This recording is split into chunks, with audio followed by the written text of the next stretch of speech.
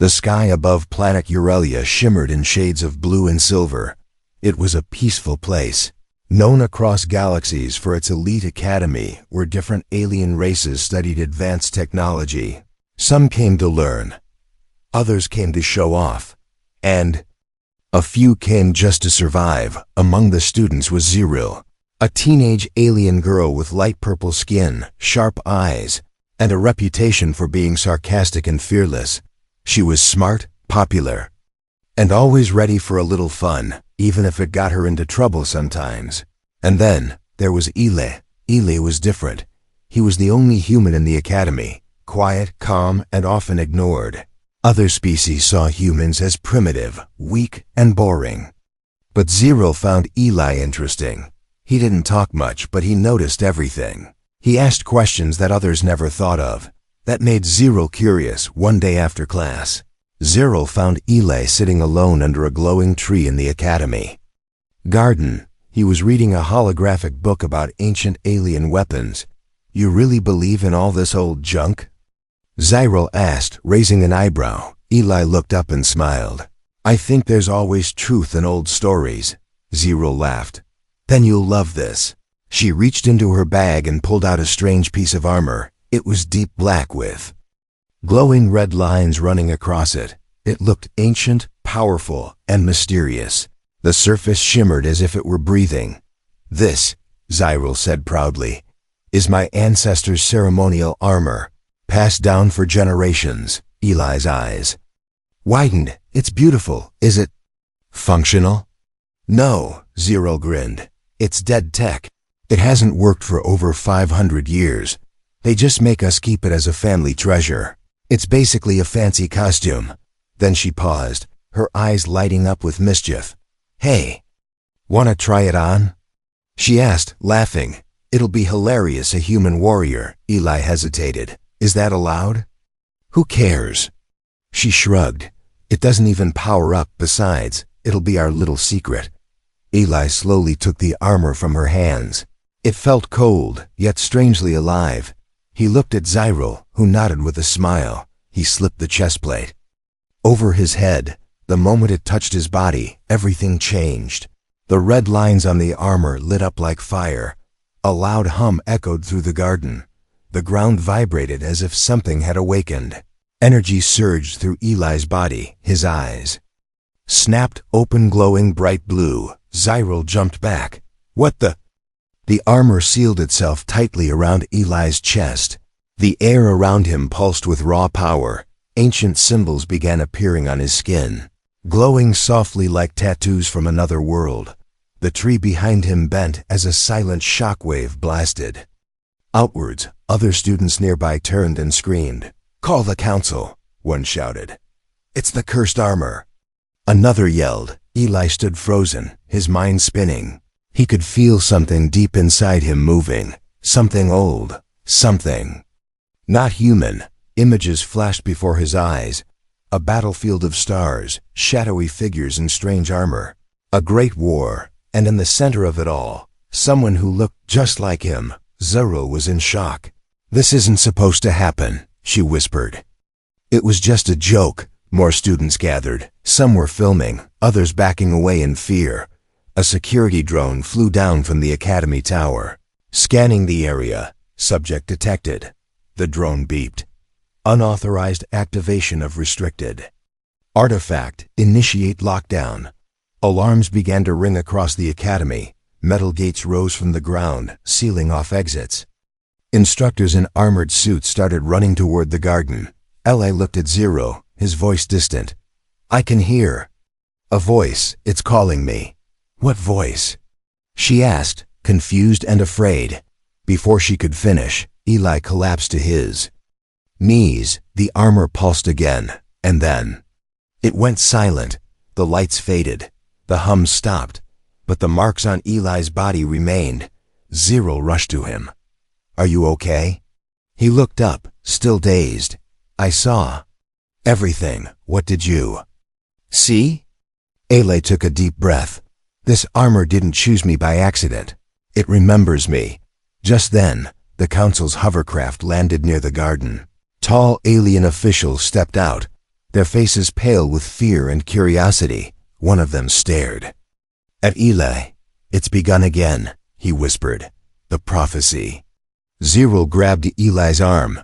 "Come on, we have to get out of here before they take you." "But why?" Eli asked. Zero looked around nervously. "Because they won't ask questions. They'll just lock you up and study you like a machine. I didn't mean for this to happen, Eli, I swear." The wind picked up, and the symbols on Eli's skin glowed once more. The armor may have been a joke, but now it was very real. The stars above Aurelia shivered that night, as if they had seen something they feared inside the Academy's medical wing. Eli lay still on a silver table. His eyes were open, but his mind was far away. The armor had been removed, but strange glowing marks still crawled across his skin like living ink. No one knew what they meant, not even the council. Zariel sat on a bench outside the room, her foot tapping fast. Her joke had gone too far, and now her best friend was being treated like a threat. "What did I do?" she whispered inside. A machine beeped softly, scanning Eli's body, but it couldn't read his heartbeat properly. It was too fast, too strong, almost not human. Then something strange happened. The lights in the room flickered, just for a second. And then Eli spoke, but his mouth didn't move. A soft voice echoed inside his mind, ancient and broken. It spoke a language he had never heard, yet somehow understood. "The blood has returned. The gate will open." Eli blinked, confused. "Who's there?" He whispered. "You are the final echo, the lock and the key." Suddenly, the holographic screen above his bed cracked. Glowing dust lifted off his skin and floated upward, forming a spiral. It was like something inside him was waking up. No, not just waking, remembering. Zyril burst into the room. "Eli, are you okay?" she asked. "I saw the lights." He looked at her with eyes that weren't fully his, a mix of fear and knowing. "I heard something," he said slowly. "It knows me. It called me the last echo." Zyril felt a chill run down her spine. That's not normal. Just then, the door slammed open. 3 council guards entered, dressed in black armor and holding stun rods.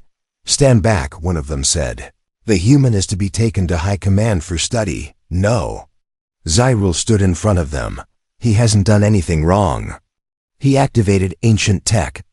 The guards snapped. That armor was sealed for a reason. If it bonded with him, he's dangerous. "I said it was just a joke." Zyril shouted. "He didn't mean to." "We don't care," the guard replied, grabbing Eli's arm. "Orders are orders." But as the guard touched him, the marks on Eli's body flared. A bright blue shock threw the guard backward across the room. The others froze, eyes wide. Eli stood up slowly, glowing dust still dancing around him. "Don't touch me," he said. "I don't want to hurt anyone." Zyril grabbed his hand. "We need to get out of here now." Alarms blared once again, but this time they didn't wait. Zyril pulled Eli through the emergency exit tunnel beneath the wing. Her father had shown it to her when she was a kid. In case of fire, he had said. She never thought she'd use it to run from the government. They ran through the dark tunnel, breathing heavy. Eli could still hear the whispering voice in his head, now louder. "Go to the deep stone. Find the echo chamber. It will show you." After 10 minutes, they emerged in the forest behind the academy, glowing trees lighting their path. Zyril stopped to catch her breath. "Where are we even going?" she asked. Eli looked up, then pointed. "That mountain. I don't know why, but I feel like something is waiting for me there." Zyril narrowed her eyes. "The Echo Mountain? It's off limits. Even teachers don't go near it." "Then that's exactly where we need to go," Eli said. Zyril stared at him, unsure if he was going crazy or if something bigger was really happening. They began walking toward the mountain, the ground becoming colder with each step. The air was thick, like it was holding a secret. Halfway up the trail, Eli stopped. "Did you hear that?" "Hear what?" Zyril whispered. Eli turned around slowly. "Someone's following us." From behind the trees, a small shape stepped out. It wasn't a person. It was an old, broken robot, its eyes flickering. Its arms were cracked, but it still moved. And then it spoke, its voice rusty. "You are the blood of a race. You were never lost, only hidden." Zeril gasped. "That's a relic model from the First War." The robot collapsed, sparks flying from its chest, but in its hand, it held a small glowing cube. Eli picked it up. The moment he touched it, images filled his mind again. A warrior with his face. A battle across galaxies. A choice that changed history. Zeril stared at him, her voice shaking. "Eli, who are you?" Eli looked at the cube, then at the marks on his arm. "I think I'm someone who was never supposed to be found." The mountain air was colder now, heavy with silence. Trees whispered as if they were hiding something. Eli and Zeril stood at the entrance of an old tunnel carved deep into the stone. It was hidden behind thick vines, forgotten by time, and sealed by a metal door that hummed with faint energy. The cube they had found in the robot's hand floated toward the door, glowing brighter. Then, with a soft click, the door unlocked itself and slid open. A gust of cold air rushed out. Filled with dust and secrets, Zeril coughed. "This place hasn't been opened in 100 years." Eli stepped inside, the cube lighting the path. The walls were covered in rusted panels and dead screens. Symbols flashed briefly as if recognizing him. The deeper they walked, the more alive the place became. Lights flickered on one by one. Systems whispered to each other, waking from long sleep. "This must be a war archive," Zeril said, running her fingers across a cracked monitor. "But why does it respond only to you?" Eli didn't answer. His heart was beating fast. Something was pulling him deeper. Like a memory trapped in stone, they reached a wide chamber filled with broken machines, glass tanks, and floating blue dust. In the center stood a large round platform, like a stage built for ghosts. The cube flew into a slot at the center of the platform. Lights exploded around them, and a hologram came to life. A tall human figure appeared, wearing the same armor Eli had worn. His face was blurred, but his voice was clear. "If you are hearing this, it means the armor has chosen again. I am Aris, last of the Earthguard scientists. This place was once a lab now. It is a grave." Zeril stepped closer, her eyes wide. "Earthguard? That's a myth. We were trying to create more than weapons." The hologram continued. "We were building protectors. Armor that bonded with the soul. Armor that remembered, that evolved. But it was too powerful. Some wanted to use it for war. Others tried to destroy it." Eli felt his skin tingle as the marks on his body glowed faintly. "I hid the last prototype, locked it with DNA and memory. Only one of my bloodline could awaken it again." Zeril looked at Eli. "You're his descendant." Eli nodded slowly. "But I didn't grow up on Earth. I was born on a colony ship." Zeril shook her head. "That doesn't matter. Blood finds a way." Suddenly, alarms lit up the lab. Red lights flashed. A warning appeared in alien text across every screen. "Intrusion detected. Unauthorized scan incoming." Zeril ran to the control panel. "They found us. Someone is tracing your energy signature." Eli grabbed the cube, but the hologram flickered back to life. "If you wish to unlock the final path, you must complete the trial." A door opened behind them, revealing a circular room filled with floating platforms and glowing energy gates. At the far end, a strange device hovered in the air, a scanner shaped like a living eye. Eli stepped toward it. "Wait," Zeril said. "What if it hurts you?" He looked back at her. "Then I'll know the truth was never meant for me." He placed his hand on the scanner. The room shifted. The platforms floated apart, forming a path above a bottomless pit. A deep voice echoed from the walls. "This is the trial of alignment. Only those whose mind and heart are balanced may pass. Any doubt will consume you." Zeril watched from outside the room, her heart pounding. Eli stepped onto the first platform. It shook but held.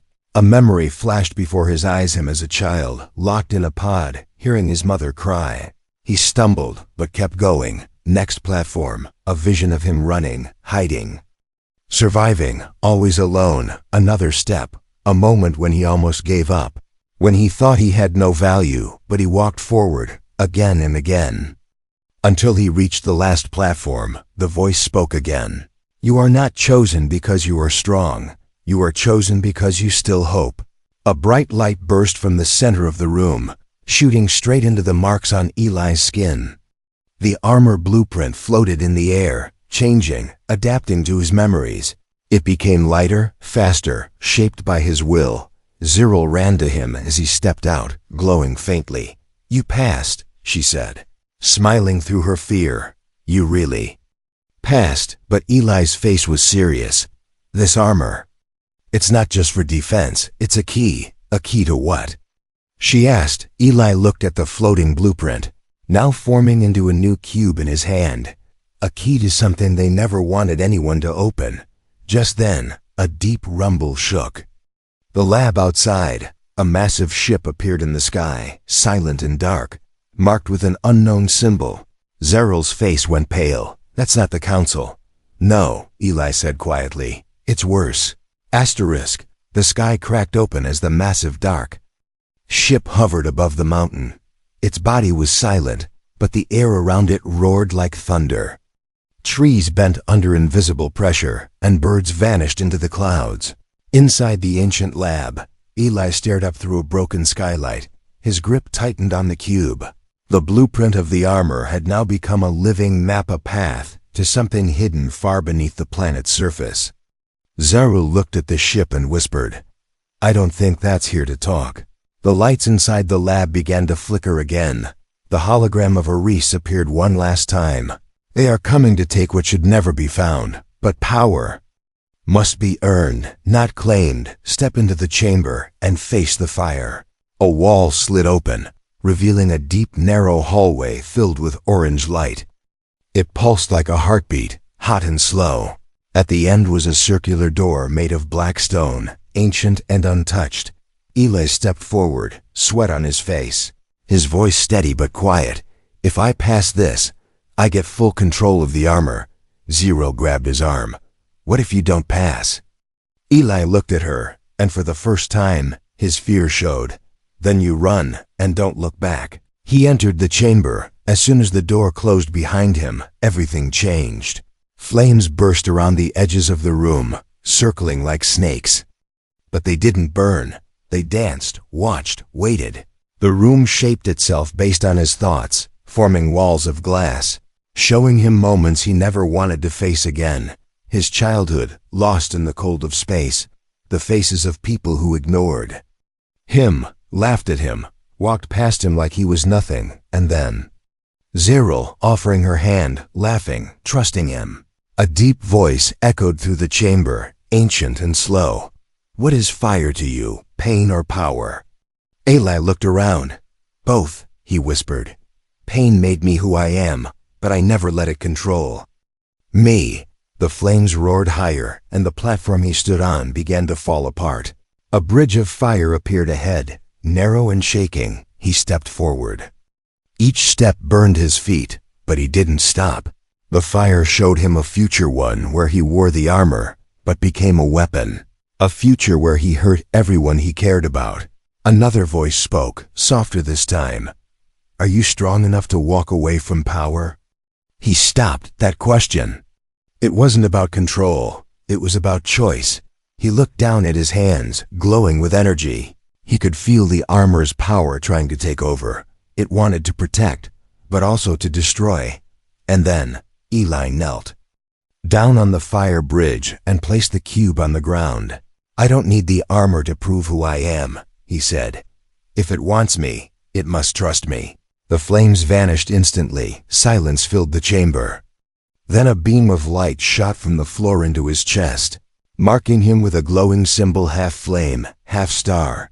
The armor reappeared, floating in front of him, changed forever. It no longer looked like alien tech. It looked human. It wrapped around him like it had always been a part of him, not to control, but to protect. A second later, the chamber door opened, and Zyril ran in, her face pale and worried. You're alive, she cried. I thought, I made a choice. Eli said quietly. And I think. The armor accepted it. Before she could answer, the ground shook. Dust fell from the ceiling, and a loud crash echoed outside. They ran to the broken window and saw figures dropping from the dark ship above, armored warriors with glowing red eyes and black suits made from something alive. They're already here, Zero whispered. What do they want? Eli looked down at the cube in his hand, now fully active, showing a pulsing red dot. They want this, he said, because it doesn't just unlock armor, it unlocks something buried beneath this planet. Like what? She asked. Eli looked at the distant mountain range far beyond the horizon. I don't know, he said, but the voice called it. The core memory, Zero nodded. Then we better find it before they do. They turned and ran from the lab. The echo of the challenge still burning in the air. Behind them, the first warrior landed, his red eyes fixed on the path they took. He tapped his helmet, sending a signal to the ship. Target confirmed. Human has bonded with the Echo Core. Begin the hunt. The night sky over Aurelia was no longer calm. That dark ship had changed everything. It hovered like a silent predator, its engines making no sound, but its presence crushing the air. The people in the nearby towns didn't know what it was. Some thought it was a storm. Others said it was a myth returning from the stars. Only two people truly understood the danger, Ela and Zyril. They were running through the canyon valley, following the glowing signal from the cube. It pulsed with each step Ela took, pulling them towards something old, something buried deep within the bones of the planet. I thought we were done with trials, Zyril said. Catching her breath, Eli didn't look back. We're not in a test anymore. Zyril, this is real. They're coming to take what's inside me.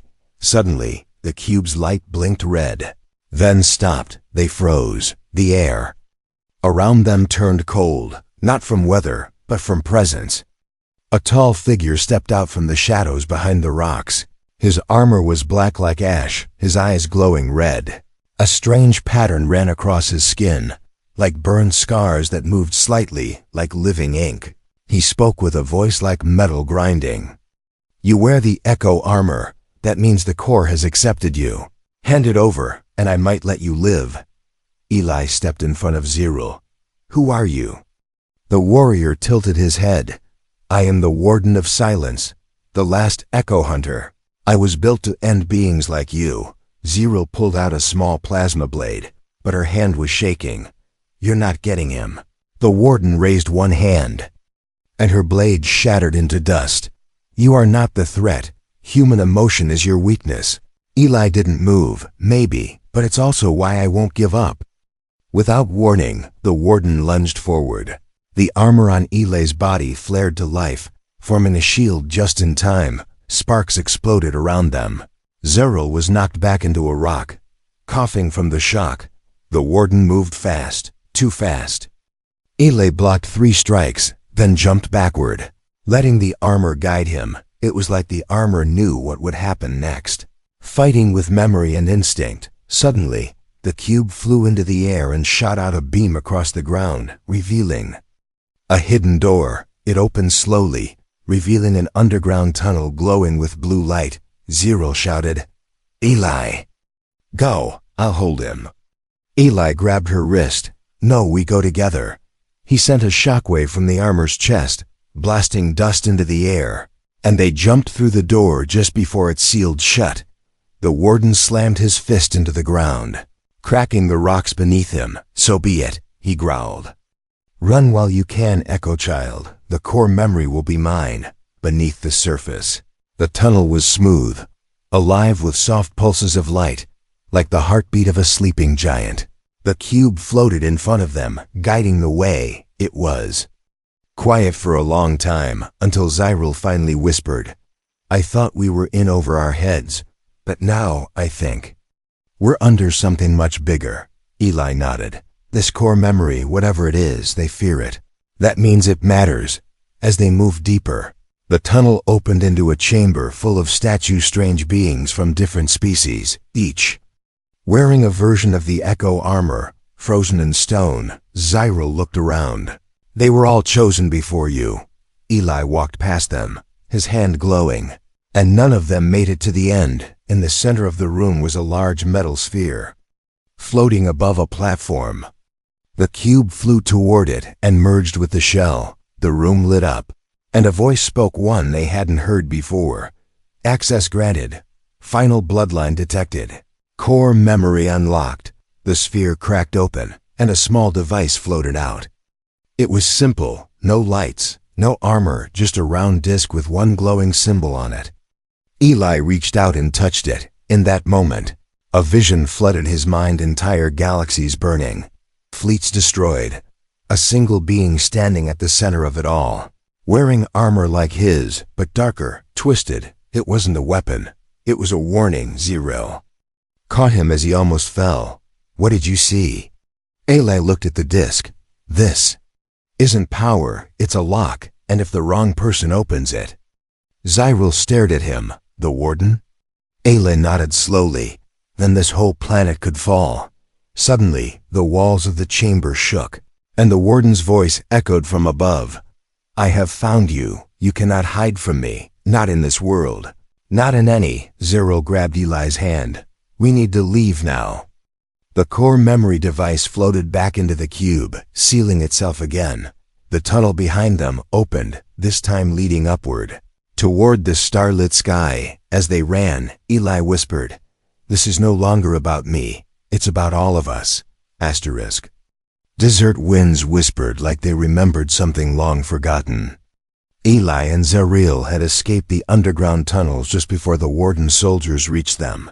Now they walked across the silent wastelands of southern Eurelia, following coordinates sent by the cube during the last activation.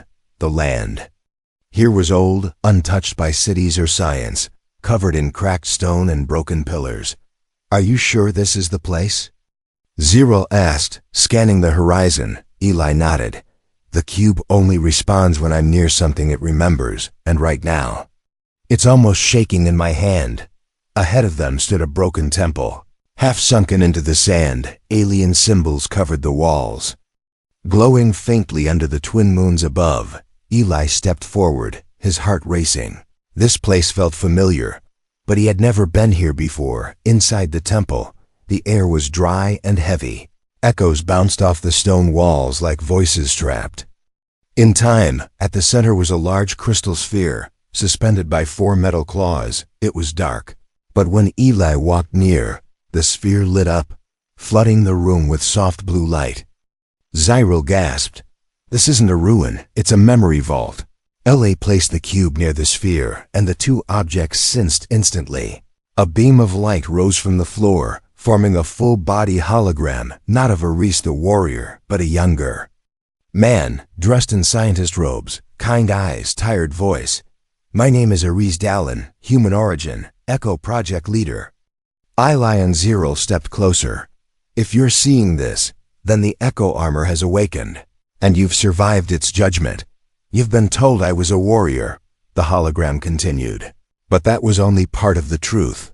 Images filled the air around them, Aris building the armor, testing it on willing allies from many species, not to fight, but to protect. Then, a shadow entered the vision, a powerful being, corrupted by the armor, who used it not to defend life, but to control it.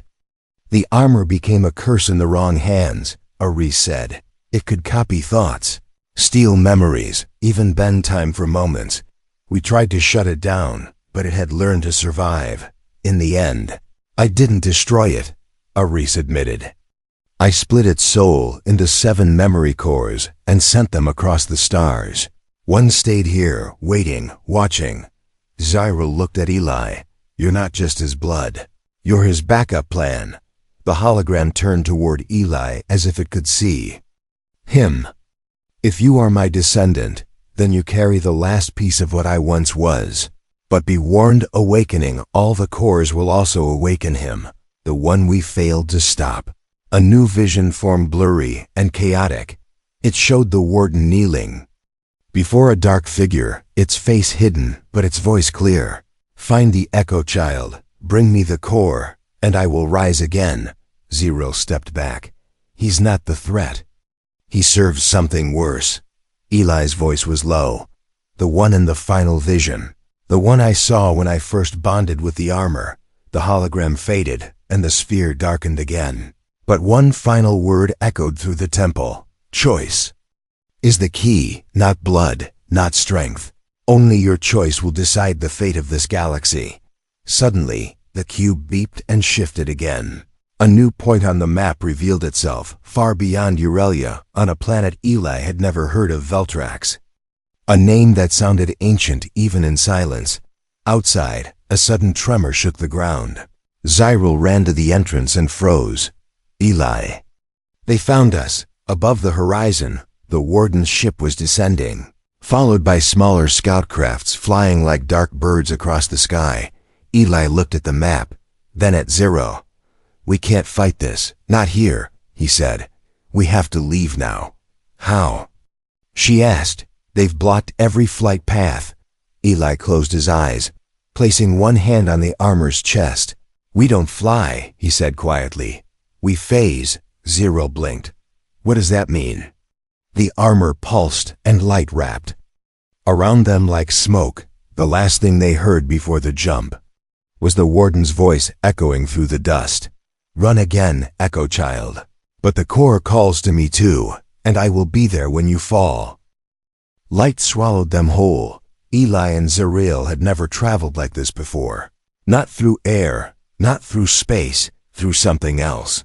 Something ancient that felt like memory itself. They didn't move through stars. They moved through echoes. When they opened their eyes, they stood on Veltrax, a forgotten planet at the edge of the known galaxy. Dark skies, ash-covered mountains, and towers of stone that looked more like broken bones than buildings. The cube in Eli's hand glowed like a heartbeat, leading them to a massive crater in the ground, and at the center of that crater stood a door that wasn't made of metal or stone. It was made of light, flickering, shifting, resisting them. "This is the lock," Eli said, his voice hollow. "And the core inside. It's alive." Zariel stayed close, her hands shaking. "Are you ready for this?" "No," he admitted, "but I think it's ready for me." Before they could move, the sky darkened even more. The warden's ship dropped from the clouds like a falling blade. It landed without sound, dust rising in slow motion. And from the darkness stepped the warden and someone else. A tall figure, wrapped in layers of armored fabric, with no face, only a mask of black glass. And from that mask, a voice echoed that didn't belong in this world. "You are not him," it said, "but you wear his name." Eli stared at the masked being. "You're the one behind this, the one who corrupted the Echo armor." "I am the origin of control," the figure said. "The one your ancestor tried to erase. But he failed, just like you will." The warden stepped forward, blade drawn. "Give us the cube, and I will make your end quick." Eli's armor responded, forming around him like flame hugging his skin. "You want the core because it can rewrite history. You want to erase choice, rewrite truth. And you?" The masked figure asked, "What do you want?" Eli looked at Zariel, who stood beside him, unarmed, but unafraid. "I want to choose who I become," he said, "even if it breaks me." The battle began in silence. Blades clashed without sound. Powers collided in bursts of color. The warden fought like a machine fast, precise, relentless. But Eli fought like a storm, not because he was stronger, but because he refused to fall. Zariel hacked into the ground defenses, redirecting the energy towers to attack the warden's ship. Explosions cracked the sky. But the masked figure still stood at the edge of the crater. Untouched finally, Eli knocked the warden back and reached the glowing door. He placed the cube inside, and it opened slowly, revealing a small orb inside spinning, humming, alive with light and sorrow. The core memory. Ella reached for it. The masked figure rushed forward. "If you touch it, you will become me." Eli paused, his fingers inches from the core.